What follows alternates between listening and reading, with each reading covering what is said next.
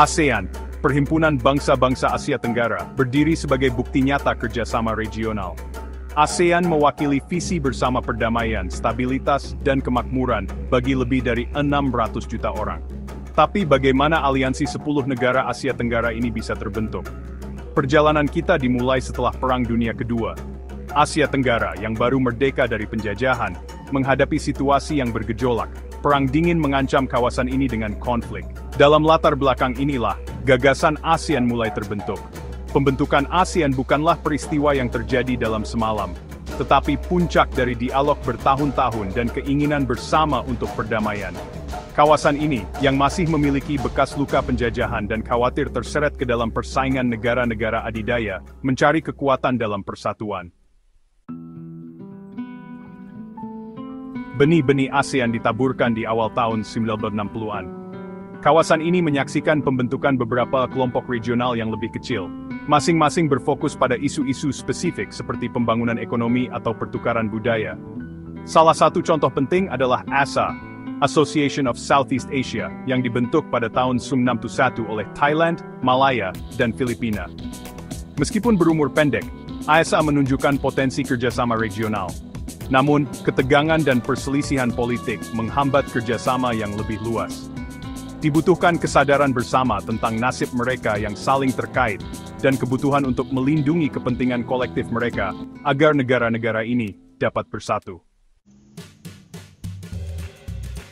Pada tanggal 8 Agustus 1967, 5 negara Asia Tenggara, Indonesia, Malaysia, Filipina, Singapura, dan Thailand, berkumpul di Bangkok, Thailand.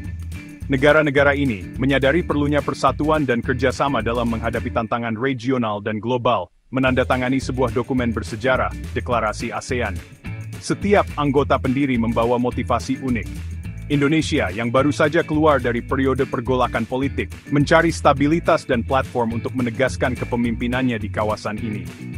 Malaysia, yang masih merupakan negara muda, melihat ASEAN sebagai cara untuk meningkatkan keamanan dan mendorong pertumbuhan ekonomi.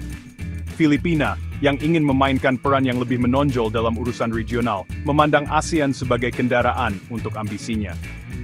Singapura, sebuah negara pulau kecil, mencari keamanan dan kemitraan ekonomi dengan negara-negara tetangganya yang lebih besar. Thailand, yang secara geografis berada di tengah kawasan, bertujuan untuk mempromosikan perdamaian dan stabilitas di antara negara-negara tetangganya. Ini menandai berdirinya ASEAN secara resmi. Deklarasi ASEAN menguraikan prinsip-prinsip dasar dan aspirasi organisasi. Intinya adalah komitmen terhadap perdamaian dan stabilitas regional, yang dicapai melalui saling menghormati dan tidak mencampuri urusan dalam negeri masing-masing.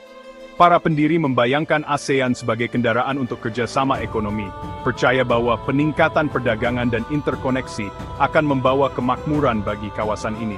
Mereka juga menyadari pentingnya kemajuan sosial dan perkembangan budaya, yang bertujuan untuk menumbuhkan rasa identitas dan tujuan bersama di antara masyarakat Asia Tenggara. Pembentukan ASEAN menandai titik balik dalam sejarah Asia Tenggara.